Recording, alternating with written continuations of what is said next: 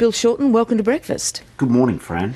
To quote Paul Howes, we have created a hyper-adversarial culture, industrial relations as a blood sport. Is that a fair description of our IR debate these days? Well, I've always been a person of the middle ground of politics and industrial relations.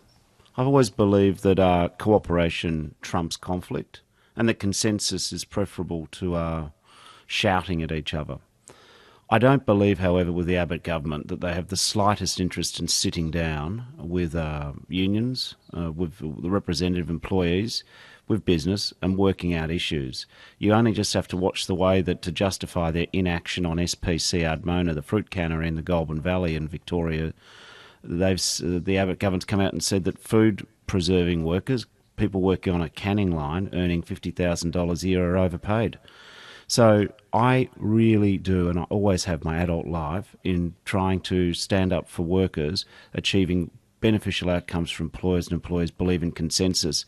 But I don't think anyone seriously believes that Tony Abbott or the Conservative government are interested in anything other than attacking unions and attacking the conditions of employees. Is that an overreach, the very kind of overreach that Paul Howes was criticising yesterday when he said and talked about Labor and the unions, for instance, in their part of this, standing on a podium chanting work choices, work choices, work choices, as if on cue yesterday there you were warning of, quote, Tony Abbott's revival of work choices and his plans to slash penalty rates and working conditions for millions of ordinary Australians.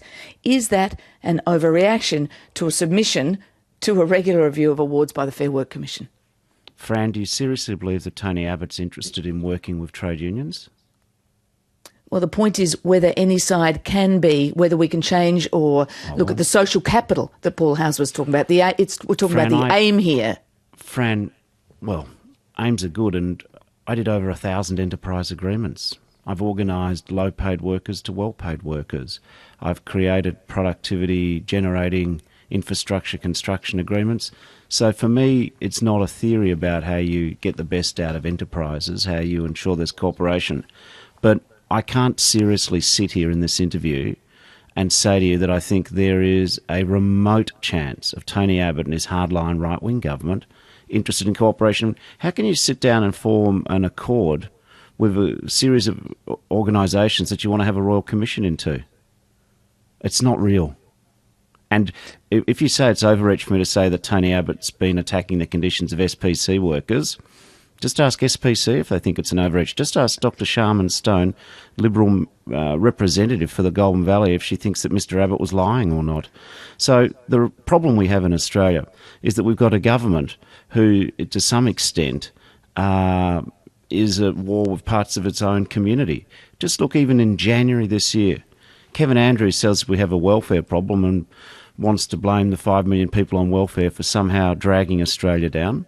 We've got Tony Abbott and Joe Hockey saying let's end the age of entitlement, and so what they do is they pick on people on $50,000 at SPC canneries.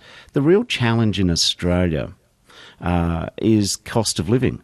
The real challenge is that for too many people, they're battling to make ends meet, and the Abbott government hasn't got a program for them. The real challenge is that too many people in manufacturing are losing their jobs. It doesn't matter if you're a car worker, a cannery worker, or indeed other members of my former union at Alcoa or Shell. This is a government who takes a low road to the future, whereas I think what we need is cooperation, we need productivity, we need to make sure that we are engaged in a race to the top, whereas that's Australia's only future. So that criticism there you have of the Abbott government's approach to industrial relations and to some of the key disputes at the moment, was that undermined yesterday by Paul Howes, and undermined when Paul Howes, for instance, said the union side could kick off this grand compact with the concession there had been a pattern of unsustainable growth in wages in some isolated parts of the economy? Do you concede that? Well, first of all, I think it's great to have consensus in workplace relations. That's what I've done for 25 years. But I'm just not going to engage in some fantasy that Tony Abbott's going to change his spots. Nothing he has said the Liberal Party's plan for the next 3 years, they want to fight the 2016 election as a rerun of the 2013 election. They need bogeymen out there in Australia to justify their do-nothing attitude on the big issues of cost of living and job security. It's Tony Abbott who introduced to the lexicon of Australian politics goodies and baddies. What the Conservatives want is baddies, and they think unions are baddies. So the proposition that we have consensus is a good proposition, but the proposition that Tony Abbott's capable of sitting down with unions, how can you sit down and negotiate consensus with organisations who Tony Abbott wants to investigate? So just back to that claim by Paul Howes that there should be a concession of a pattern of unsustainable growth in wages in some isolated parts of the economy. Is that a concession you're happy to make?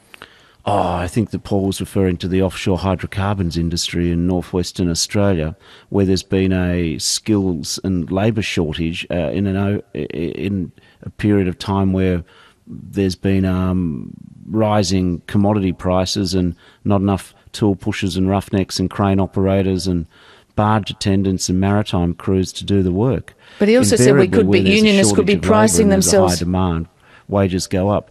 The market is going to correct some of those issues over time. But the broader issue is, do I believe that most Australians going to work are overpaid? No, I don't. Do I think that if you're on $50 and $60 and $70 and $80,000 a year, that cost of living is your biggest issue? Yes, I do. And do I think that job security is a big issue for 2014? Yes, I do. And do I think the Abbott government has the faintest clue what to do with manufacturing? No, I don't.